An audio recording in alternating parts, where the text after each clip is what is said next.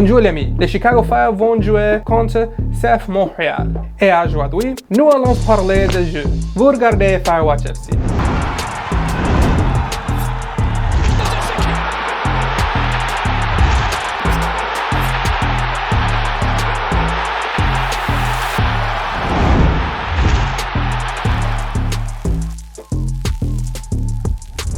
N'oubliez pas de me t'abonner. Okay, that's enough French.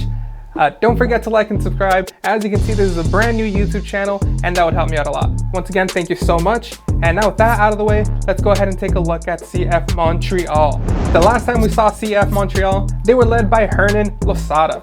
Montreal created lots of chances in that game, making Brady have to make 4 near impossible saves. Chicago didn't do a whole lot of attacking until the second half. This was mostly due to Shaqiri getting subbed out and Gutierrez being moved into that attacking midfield position. That helped get the Fire get more chances at goal, but in the end, it ended 0-0. So, where's Montreal today? The team still hasn't found their form after the departure of Wilfried Nancy in 2022. The head coach from our last matchup, Hernan Losada, has since been replaced by up-and-coming coach Laurent Courtois. In previous employment, Courtois has been quite successful in MLS Next Pro League. He was named 2022's MLS Next Pro's Coach of the Year. And that's no surprise because he led Columbus Crew to 2 consecutive championship matches, one of which they won in 2022. And it feels like Montreal's front office is kind of looking for another Wilfried Nancy, doesn't it? French coach? Check. Youth development experience? Check. Never coached top flight before? Check. Anyway, the players have also changed since our last matchup. They still have 2 DP slots that have yet to be filled. And Wanyama, the 1 DP that they do have, looks injured and not fully fit to play. Besides that, notable inclusions include Joseph Martinez from Inter Miami, Matias Cocaro from Huracan, a mid-table Argentinian team, and Jules Anthony Vilsan, a Quebec native that was signed over from Belgium's Royal Antwerp. Clearly, Montreal is trying to bolster their attack because all 3 of their new signings happen to be forwards. And in the last 3 games, it's kind of been working out for them. Their first game of the season was against Orlando, and it was a 0-0 draw. But then their second match of the season was against FC Dallas, and they won 2-1. And just last week, they got a 3-2 win against Inter Miami, with an asterisk attached though. You see, Inter Miami was currently resting Messi, so he wasn't out there on the pitch. They also didn't start Busquets and Suarez that game, making it Inter Miami's B team. So how will the Fire do against Montreal, I hear you ask? Well, for the first 3 games, they're clearly doing better than the Fire. But I realize I sound like a broken record right now. On paper, the Fire should be able to win this one. You see, the Fire has better players in almost every position. So I truly expect the Fire to win. If we use the same lineup and tactics as we did against the Columbus Crew, we got this one.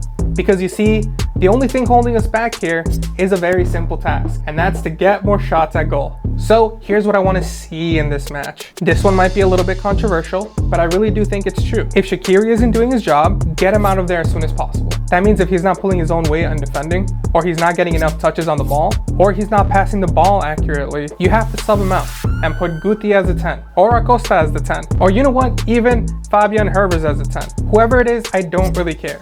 That might sound harsh, but this is the last year of his contract. Also, at this point, I don't really care how much we pay him. He's too unreliable on the pitch.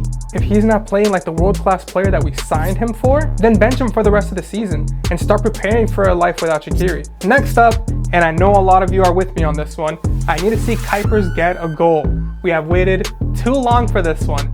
The time is now. This time, as long as he's getting enough chances on the ball like he did against Columbus, he needs to bury that ball into the back of the net. No questions about it. No fumbling around with the ball, no bad touches, none of that. This is your chance. You're at home again, you're wearing the red. Kuipers, show us what you're made of. And lastly, this one's a little debatable, but I don't want to see Turan out in the field yet. You see, even if he's perfectly healthy right now, I don't think he's fully 90 minutes fit. And as a defender, you kind of have to be there the full 90 minutes.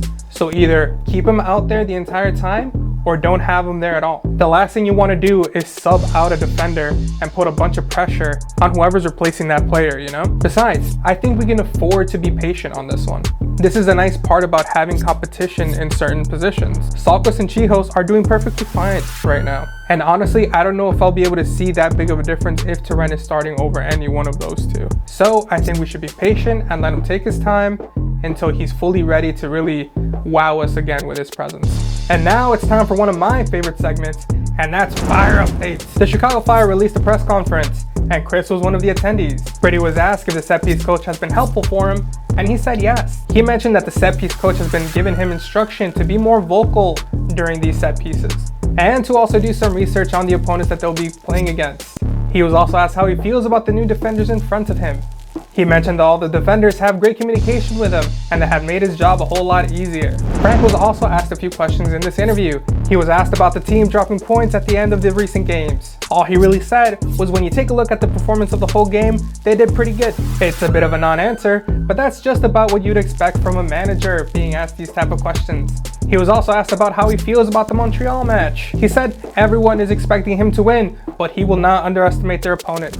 And lastly, Tom Borger released a video having Football Manager run the MLS season. In that same video, the Chicago Fire made it all the way to the MLS Cup Finals, reminding us once again that Chicago Fire should be doing a whole lot better than they're doing now. Because on paper, we have a great team. And that's all I have for Fire updates. Je le dis en français pour que les Canadiens me comprennent. Chicago gagnerait 2-0 et Montréal est sur de perdre. Très triste pour Montréal. With all that being said, I'm predicting a 2-1 win for Chicago. I think that's perfectly reasonable. We should be winning this one. Honestly, we kind of need to win this one. But with our luck, it's probably going to end up being like a scoreless draw or something. Besides that though, I'm actually kind of excited to see the Fire with the red jerseys again. You know, we're back at Soldier Field, and hopefully it's reasonably packed. I think if you guys want to see the Chicago Fire win in person, this is probably a good match to go to. But we'll see. I've only been right 2 out of the 3 times that I predicted a scoreline. And one of them was off a technicality. Now let's throw it back to you guys. How do you think the Chicago Fire will do up against formerly known Montreal Impact? Do you guys think that the previous matchups will cause low confidence and kind of mess with the performance of the players? Whatever it is, sound off in the comments down below. I'd love to hear your thoughts.